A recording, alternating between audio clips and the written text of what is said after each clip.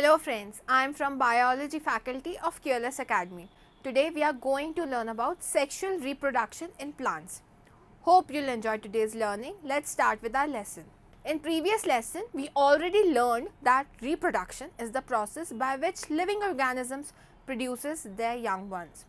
Plants reproduces either sexually or asexually. We have already learned about asexual methods in the previous lesson. Now let's learn about sexual method. In sexual mode of reproduction, it involves two organisms of opposite sex, that is the male and the female. Sexual reproduction में हमेशा opposite sex के organisms involve होते हैं, male और एक female. But a question arises, which part in plant is a male and which part is a female? We know that flowers are the reproductive structures which help the plant to grow, the process of sexual reproduction. These are the most attractive parts of the plant. Now, sepals and petals are termed to be accessory whorls or vegetative whorls as they do not take part in the sexual reproduction. But stamens and pistils are termed to be reproductive whorls as they play vital role in the process of reproduction. Sepals collectively form calyx. These protect the inner parts of the flower in its bud condition. Petals collectively form corolla. These are the colored structures which attract insects and birds for pollination. Now, stamens are the male reproductive parts. Stamen is made up of two structures, namely filament and the anther. Filament is a tubular structure. Anther is a bilobe structure on the filament containing pollen sacs filled with pollen grains. Now, pollen grains act as the male gametes or the male reproductive cells. Pistil is centrally located female reproductive parts of a plant. It is made up of stigma, style and ovary. Now, stigma is a flattened structure which receives the pollen. It is sticky in nature. Style is a long tubular structure which conveys pollens to the ovary. The ovary contains numerous ovules. Each ovule contains a female gamete or an egg cell. Now, flowers based on the reproductive whorls they carry can be classified into unisexual flowers or a bisexual flowers. Now, what are these? A unisexual flower is the flower which consists of either stamens or pistil. Unisexual flowers में या तो सिर्फ stamens होंगे या सिर्फ pistils होंगे. Now, a flower with a whorl of stamen is called as a male flower. जिस flower में सिर्फ stamen होगा उसे हम male flower कहेंगे. Now, a flower with just a pistil is called as a female flower. जिस flower में सिर्फ pistil होगा उसे हम female flower कहेंगे. Now, a bisexual flower is the flower which consists both the whorls, that is stamens and pistil. Bisexual flower में male reproductive as well as female reproductive structure दोनों होंगे. Now, next is pollination. Pollination is the transfer of pollen from stamen to stigma. Now, different factors which help in the transfer of pollens are called as agents of pollination. Now, agents of pollination include air, water, birds, insects, animals, etc.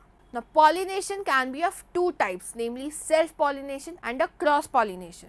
Self-pollination is the transfer of pollen from the stamen to the stigma of the same flower or flowers on the same plants. Self-pollination में एक ही flower में pollen का transfer होता है या एक ही plant के flower में pollens का transfer होगा.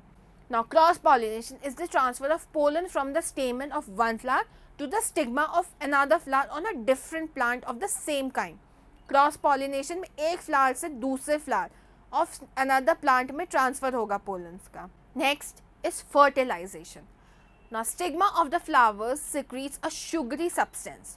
As the pollen grains from stamen falls on the stigma, they recognizes the sugary substance and germinate to produce a structure called as pollen tube. Now, pollen tube grows in size through style to reach the eggs in the ovary.